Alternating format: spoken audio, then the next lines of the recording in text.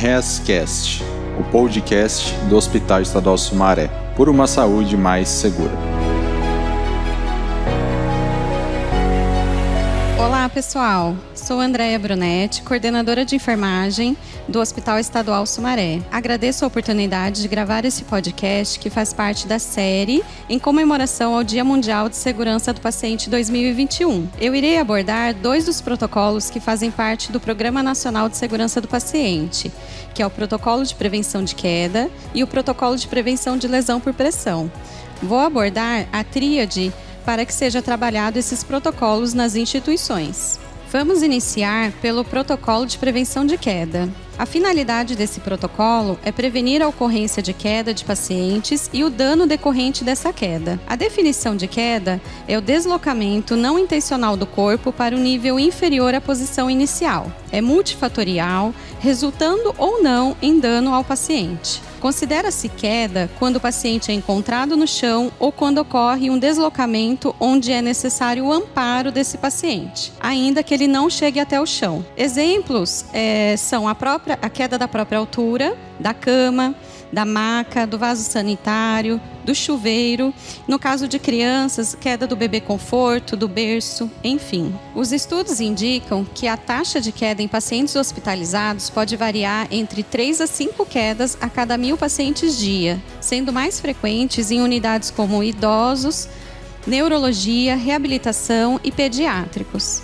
E o que nos deixa mais preocupados é que, do total de quedas, 30 a 50% produzem danos aos pacientes, sendo destes 6 a 44% com danos graves, como fraturas, hematomas, sangramentos, podendo levar até mesmo ao óbito.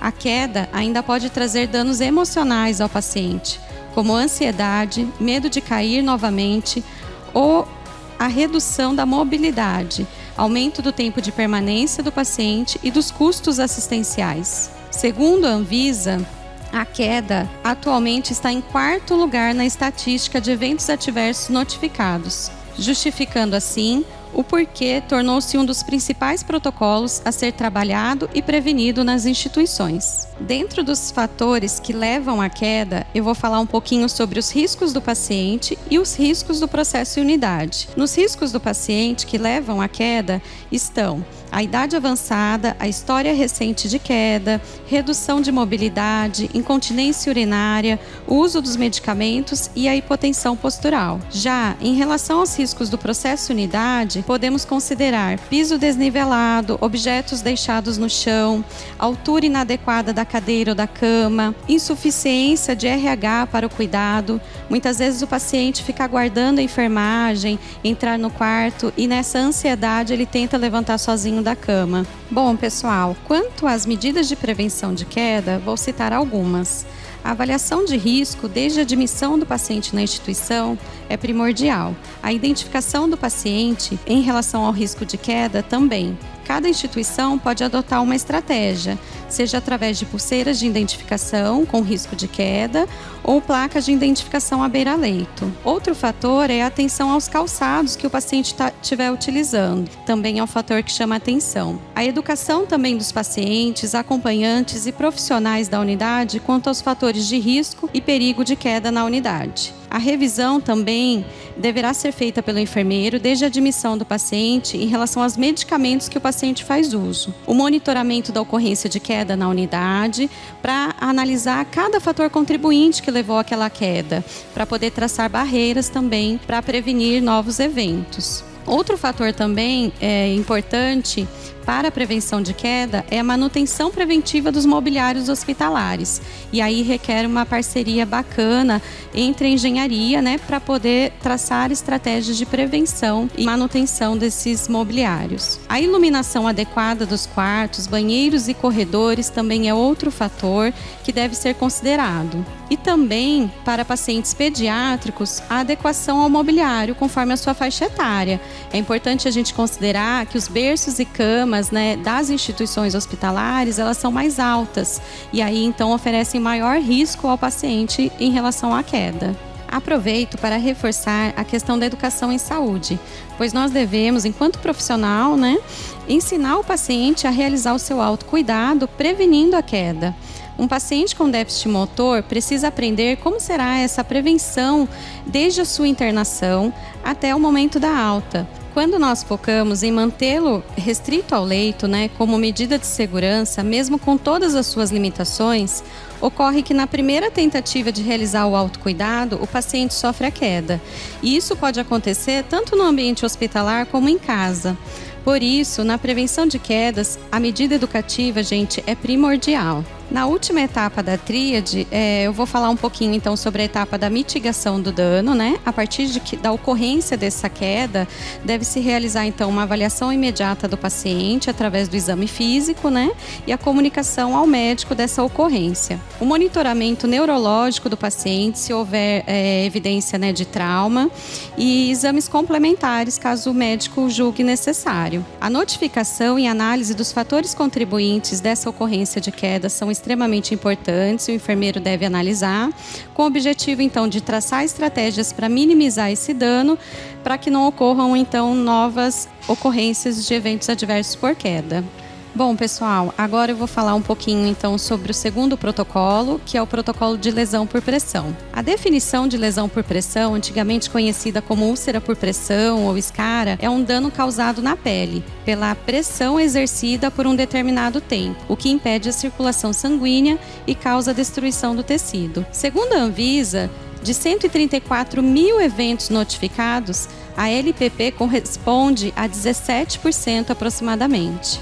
Estudos internacionais relatam que o tratamento de cada lesão pode custar em torno de 2 até 30 mil dólares. No Brasil, a LPP é o terceiro tipo de evento adverso mais notificado. E segundo ainda a OMS, a LPP é a quinta principal causa no mundo de morte, o que nos chama muita atenção e traz a importância de trabalhar a prevenção da lesão por pressão. Pois além de prolongar o tempo de internação, aumenta o risco de infecção, o custo com serviços de saúde, além de gerar transtorno, sofrimento para o paciente e para a família. Ainda falando na questão dos custos com o tratamento das LPPs, existe um estudo brasileiro que apontou que o custo médio diário em relação ao tratamento de lesão é de R$ 145, enquanto que a prevenção, em média, custa R$ 5,40 ao dia.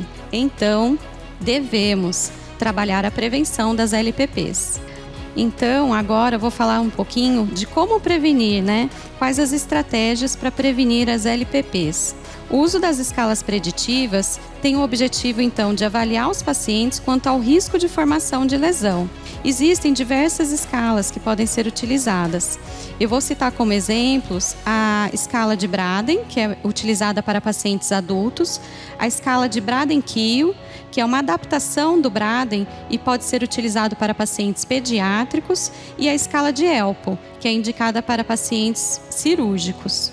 Nas escalas de Braden são analisados os seguintes fatores, que é a mobilidade, umidade, incontinência do paciente, percepção sensorial, nutrição, atividade, fricção e cisalhamento. Assim, de acordo com a condição do paciente, essa avaliação que o enfermeiro realiza, ele determina então se é muito alto risco, risco moderado ou baixo risco para o desenvolvimento da LPP. Já o Braden-Kiel, o risco é inversamente proporcional, ou seja, quanto maior a pontuação, menor o risco de lesão por pressão nas crianças. Outra escala que nós podemos utilizar é a escala de EL para pacientes cirúrgicos, E ela engloba 7 itens para análise, como tipo de posição, tipo de cirurgia, tipo de anestesia, superfície de suporte, posição dos membros, comorbidades e idade do paciente. É importante a gente considerar essa escala de ELPO, nos pacientes cirúrgicos, porque não necessariamente um paciente idoso, por exemplo, com comorbidades, vai ser o paciente que tem a maior chance de desenvolver lesão por pressão. Um paciente jovem, com tempo cirúrgico prolongado, dependendo do tipo de anestesia, dependendo do tipo de posicionamento do paciente, poderá ser um paciente com maior risco no desenvolvimento de lesão. É importante lembrarmos que no momento do exame físico admissional do paciente, no momento do banho, da higiene íntima, enfim, São momentos que a equipe tem a oportunidade, né, de avaliar a pele desse paciente, atentar então às áreas de maior risco de lesão por pressão, como a região occipital, glúteo, maléolo, face interior dos joelhos, né, cotovelos, escápula, ombro, enfim, são áreas de maior pressão e, portanto, maior risco do desenvolvimento de lesão por pressão.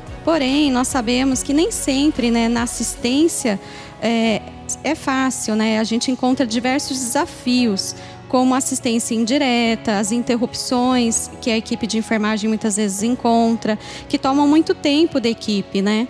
Mas nós devemos compreender que a prevenção da lesão por pressão deve ser priorizada dentro de todo o trabalho da equipe de enfermagem. E assim, então, devemos focar nas estratégias preventivas, então, para o cuidado da pele.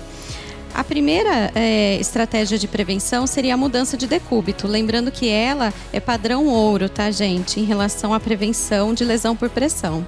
A higienização e hidratação da pele também, o controle da temperatura do paciente, pensando nesses pacientes que têm uma sudorese intensa, hipertermia, aumentam muito a probabilidade de lesão por pressão devido a essa umidade. A prevenção também de fricção e cisalhamento, então devemos manter lençóis esticados, uso de coxins, atentando-se, claro, ao perfil do paciente, adulto, criança e o cirúrgico, com coxins, né, apropriados para cada perfil de pacientes. A avaliação nutricional do paciente também é importante. Devemos lembrar que os pacientes obesos, desnutridos, têm maior probabilidade no desenvolvimento de lesão por pressão. Outro grande desafio foi em relação ao desenvolvimento das LPPs nos pacientes com Covid-19, né, durante o período da pandemia de Covid-19. Devido à maior criticidade desses pacientes, difícil mobilização, instabilidade clínica desses pacientes, pois os índices de lesão aumentaram muito nesse período. E toda a equipe precisou rever muitas das práticas que até então eram adotadas e mudar, né, atualizar conforme o perfil e criticidade desse paciente com Covid. Além disso, também houve a preocupação em relação à prevenção de LPPs nos profissionais da saúde, por conta do uso prolongado, né, dos EPIs durante os plantões. Assim, nós passamos então a utilizar, né, filme transparente, placas de hidrocoloide que foram recortados nas medidas para poder prevenir as lesões por pressão, então, nos profissionais. Enfim, nesse período de pandemia, o desafio na prevenção de lesão por pressão foi ainda maior.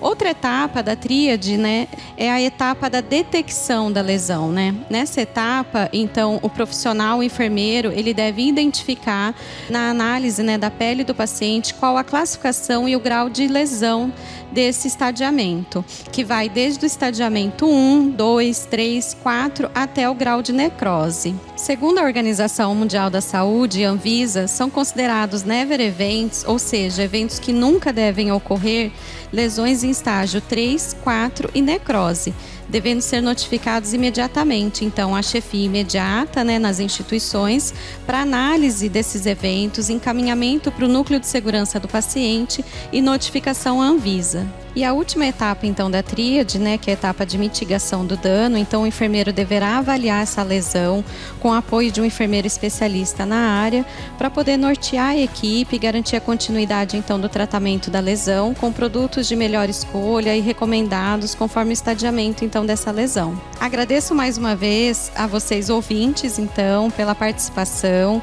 e convido vocês para o próximo podcast, que será com o tema Infecções relacionadas à assistência à saúde. Até lá, pessoal!